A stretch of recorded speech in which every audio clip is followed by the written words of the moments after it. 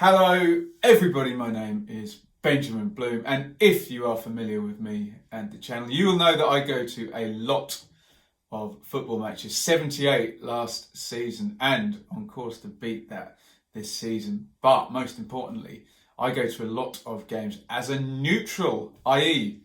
I support Ipswich, and I'll go to a game that doesn't involve Ipswich. Now this puts me in a very, very unique position because I'm able to remove myself from the emotion and maybe hear with a bit more clarity some of the insane and ridiculous things that are said on the terraces. So this is my video of the top 10 maybe, or 10 of the most stupidest things I've heard said on the terraces this season. Now look, I'm not above this. When I go and watch Ipswich, I'm probably equally ridiculous and biased in my views, but it's just funny when you actually can hear it for what it is as a neutral in grounds. And look, I totally understand, before anyone hits me in the comments with this, that yeah, football is escapism, it's emotion, but it doesn't mean I can't call people out for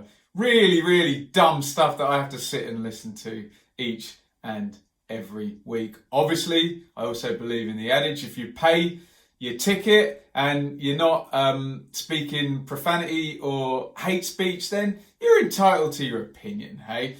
So here are my 10 comments that I have genuinely heard multiple times, some of them, and I would love for you to get involved in the comments with those things that you hear when you're on the terraces watching your team that just grind your gears and make you think, oh my God, what are these people seeing? Do they actually even understand what is going on here? So at number 10, I will start with not that type of player. Yes, we've all heard it. Someone bangs in, clear foul, takes somebody out, and the defence you'll hear is, the yellow card comes out. Oh, come on, ref. He's not that kind of player.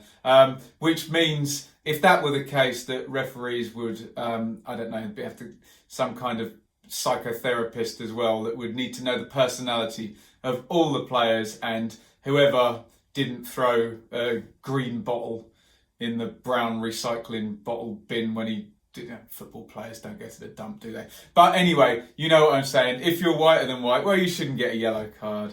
I'm afraid, football fans, it's a little bit more black and white than that. So my number 10 is, he's not that kind of player.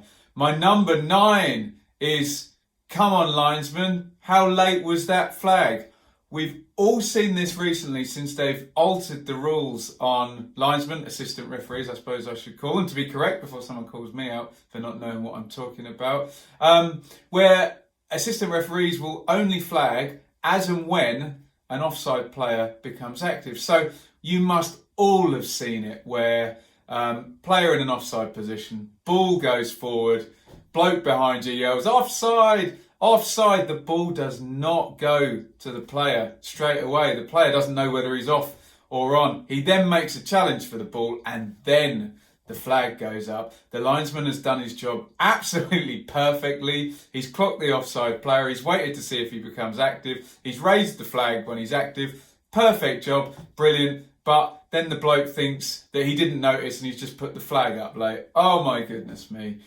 It beggars belief. My number 8. My God, I think people buy season tickets just to do it. My number 8 is, it wasn't there, was it, ref? Now, if you sit along the side near the front few rows, there are genuinely people who every single throw-in will point to the opposition player and they're going, back, back, back, back. And people will do this for every single free kick on the pitch. Look, everyone's complaining about VAR. If we want a future where the ball has a microchip in it and the touchline lights up and you end up taking the throw-in from exactly the infinite position it went out, then so be it. But I think some of the people who complain about the position of every free kick and every throw-in need to accept the flow of the game, and a foot that way or a foot that way. Okay, if someone steals 10 yards, then yeah, fine. But come on, we all know that person who sat along the side there, who just wants to shout at someone and tell them to move back. Number 7, and I heard this the other day, I won't say which game it was break his legs. Yes, genuinely, I heard somebody in 2019 yell to one footballer to break the other guy's legs. I don't think any more needs to be said on that one, but we all understand the passion. But break his legs? Really? Never mind. Number 6, I've gone for, we'll book him for diving then. And this one really, really gets my goat. So you've got 2 players coming forward, defender and an attacking player. The ball goes away and the attacking player goes down and the referee does not give a foul. The ball might run out or go through to the keeper, and we'll get a big hubbub and someone will yell out, if that's not a foul, then book him for diving. At which point I put my head in my hands because, well, it might not have been a foul. It might have been a dive, but God forbid that the play just went on with neither a foul or a dive, and God forbid that 2 men running at full pelt, probably who both weigh over 14, 16 stone, knock into each other and one of them falls over without it being a foul. Goodness me. Guys, just because a foul doesn't get given and a player goes down doesn't mean that the player dived. It's not that binary, honestly. Number 5, I'm sure you've heard all sorts of fans do this. If Messi did that, ...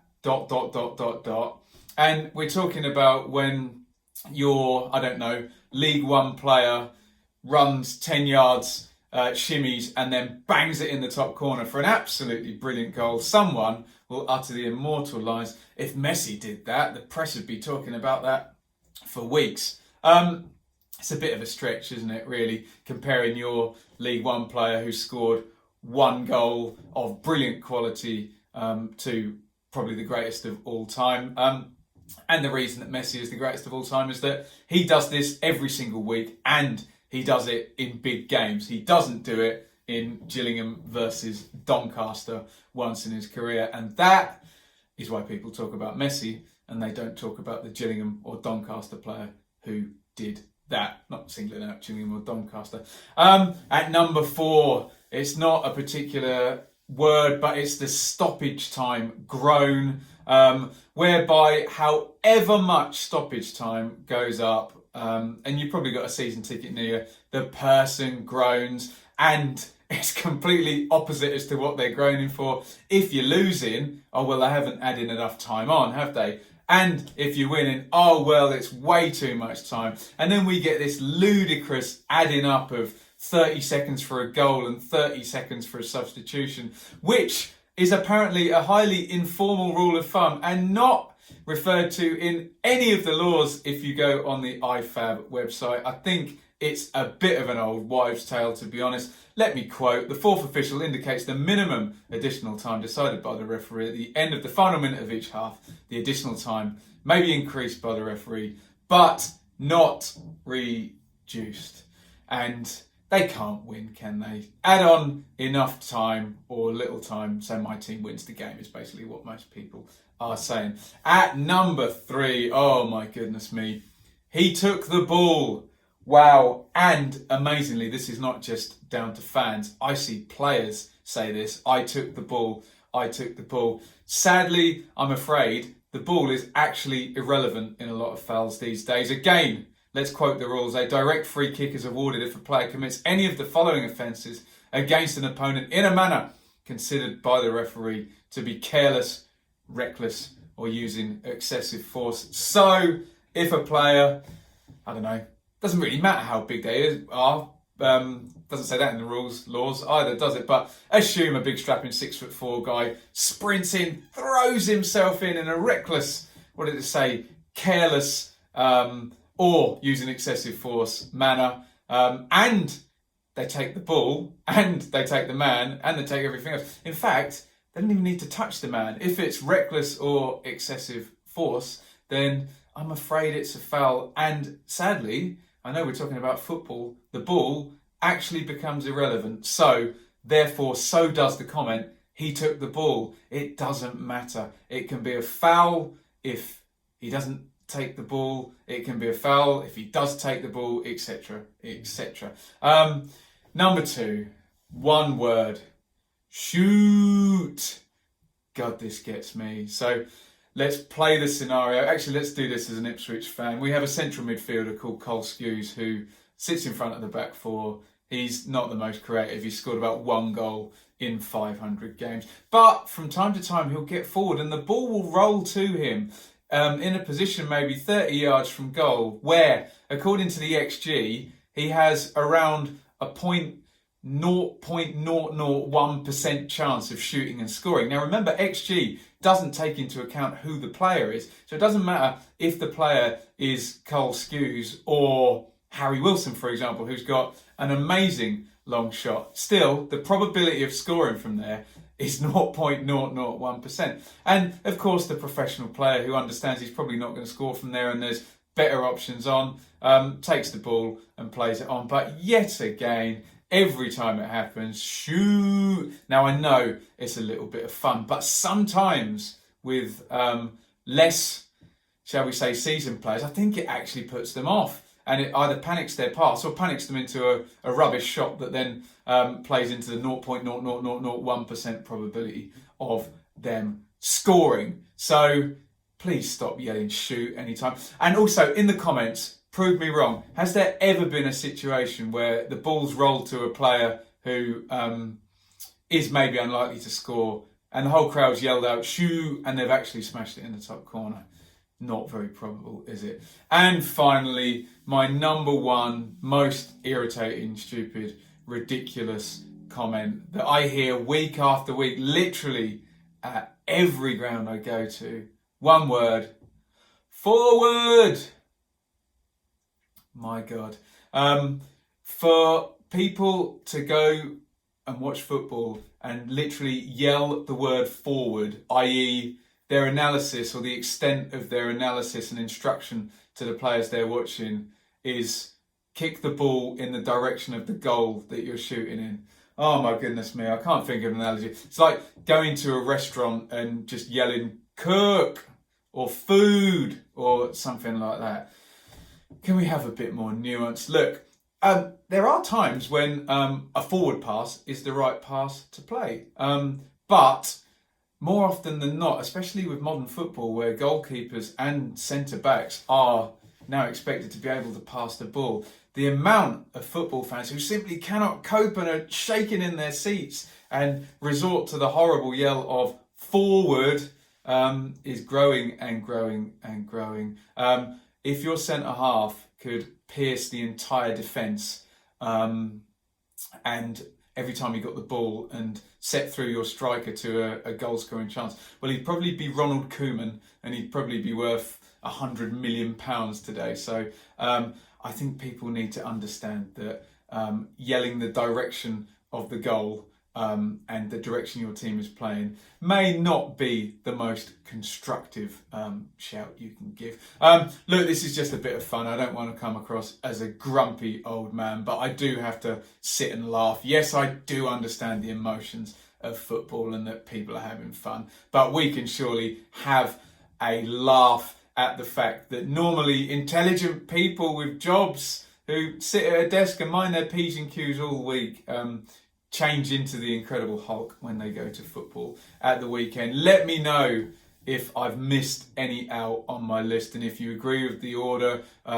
What things do you hear on a weekly basis at your club that grind your gears and make you just want to turn around and say to the guy behind you, do you have any clue what the hell is going on here?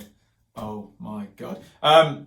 Get involved in the comments. As I say, it's a little bit of fun and we're just poking the bear a little bit. Don't take this video too seriously because I am not above getting a bit emotional and saying something dumb at football, but I'm also not above somebody mocking me for it afterwards. Follow me on Twitter at Benjamin Bloom. Hit subscribe, ring the bell for notifications. And a quick disclaimer, I watch the Championship, so no mention of VAR in here. I live in a VAR-free world. Thank you for watching. You can also support me on Patreon, patreon.com/Benjamin Bloom. Get your comments in on the guy that sits behind you and says the most crazy stuff at the football. Thank you for watching.